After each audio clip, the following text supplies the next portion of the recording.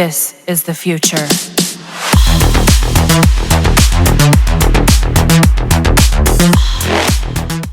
Shirt grabs may seem trivial, but don't be fooled. These situations are where dominance is asserted and violence is just a heartbeat away. It's not just a grab, it's a declaration of control, a prelude to something far worse. You can either freeze in fear or respond with unrelenting force. The choice is yours. Now, by the end of this video, you'll know how to effectively handle the shirt grab with confidence. Whether it's a static hold or an aggressive dynamic grab, I'll break it all down step by step so you're equipped to respond effectively in any real-world scenario. Let's check it out.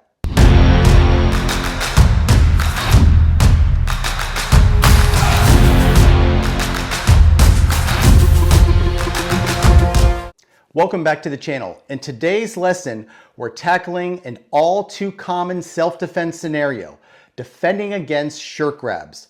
While they might seem straightforward, there are several types of shirt grabs you need to be aware of. One-hand wrist grabs, two-hand wrist grabs, side grabs, and rear grabs. Each type presents unique challenges and requires specific techniques to address effectively. Now, the techniques you're about to learn in this video are thoroughly covered in my book, War Machine 2. It's a comprehensive 300-page book packed with cutting-edge self-defense concepts and techniques specifically designed for real-world combat situations. It's the ultimate resource for staying safe, confident, and prepared in a very unpredictable world. So if you're ready to elevate your street fighting skills and build a combative mindset and leave no room for hesitation, make sure to grab a copy today. I'll put a link in the description down below if you'd like to check it out. Now, in my contemporary fighting arts system, I've categorized all shirt grabs into one of two main categories, static and dynamic. This distinction is crucial because each category demands a different tactical approach. Static grabs are controlled and stationary, often used for intimidation or as a precursor to further violence. Dynamic grabs, on the other hand, are fueled by the attacker's emotions and involve aggressive forward momentum, often designed to throw you off balance and overwhelm you. Now, stick around to the end of the video where I'll cover a particularly dangerous variation of these scenarios, which I refer to as marrying. This occurs when the attacker forces you against a wall, effectively marrying your body to the surface and severely limiting your mobility. This situation requires a specialized response to regain control and neutralize the threat. I'll clarify all these concepts and detailed demonstrations, so stay tuned for the practical breakdown. Before diving into the actual techniques, it's important to mention that one of the most critical aspects of shirt grab defense is situational awareness. Recognizing the signs of aggression before it escalates can make the difference between staying safe and being caught off guard. Shirt grabs rarely happen without warning. They are almost always telltale signs if you're paying attention. Learn to watch for key indicators. Is the aggressor closing the distance, clenching their fists, or exhibiting hostile body language? Are they raising their voice or invading your personal space? Now, these actions are red flags that violence may be imminent, and they can give you an opportunity to act decisively. Situational awareness allows you to assume a de-escalation stance. This posture keeps your guard up while appearing non-threatening. It also positions you perfectly to deliver powerful first strikes if the situation calls for it. By staying alert and prepared, you can often prevent the shirt grab from ever happening. Remember, the best way to defend against a shirt grab is to stop it before it starts. Developing this mindset and honing your ability to recognize danger are essential skills for staying safe in unpredictable situations. When dealing with shirt grabs, there are two different types that are defined within the contemporary fighting arts system. We have a static and dynamic type of grab. For example, if I decide to grab Tommy, a shirt grab, a static grab is going to be where I simply grab him. There's no emotional content. I'm just trying to intimidate, control him, show him who's boss. This is a static assault. Now, a dynamic assault has energy, it has emotion, it's visceral. So when I apply the actual shirt grab, it's going to be more like this. I'm going to kick your ass. This type of grab is much more dynamic. There's energy, there's movement, and they have different types of responses. The first technique I'm going to show you is dealing with a static shirt grab, a one-handed static shirt grab. Tommy's going to grab me. First thing I'm going to do is I'm going to angle my body at a 45-degree angle stance because I want to be able to deploy techniques or apply defensive techniques.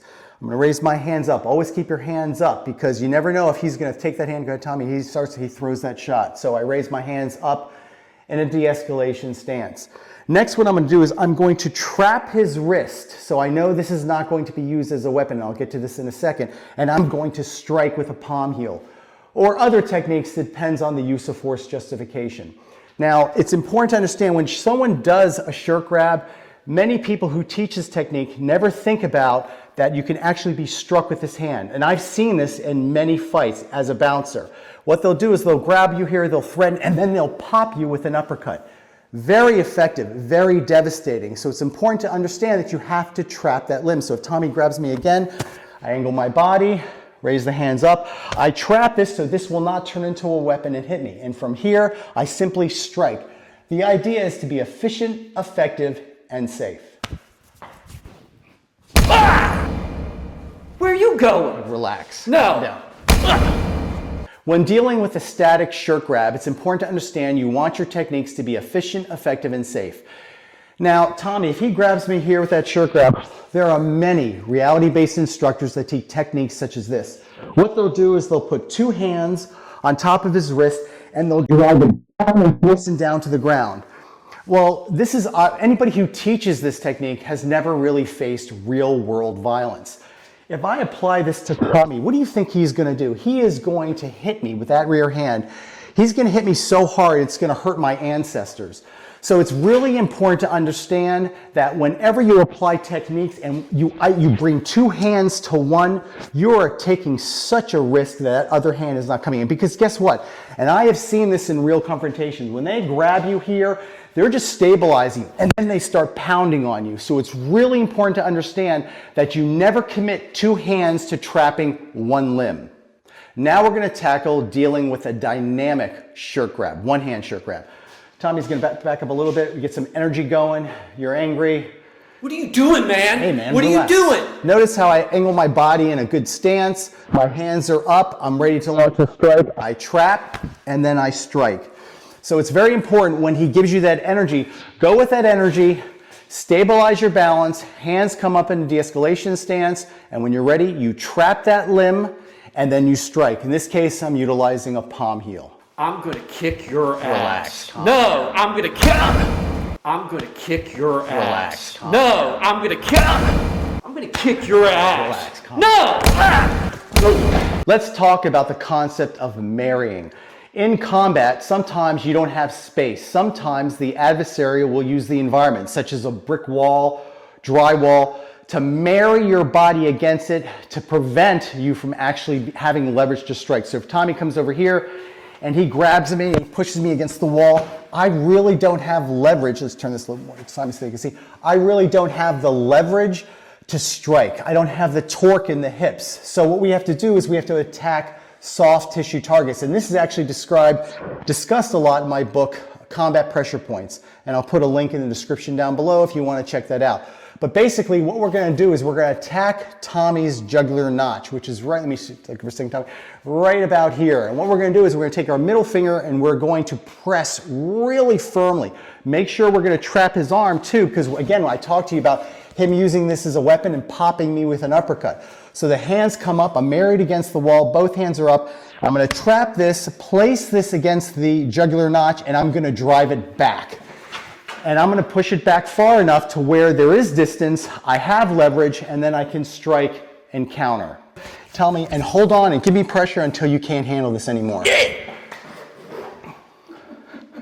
Defending against shirt grabs might appear straightforward, but the reality is far more nuanced and challenging.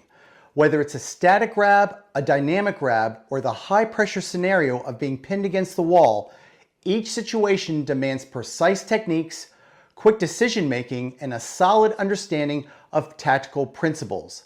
Thanks for watching, and I'll see you in the next video where I'll cover other types of shirt grabs. Stay safe and stay prepared.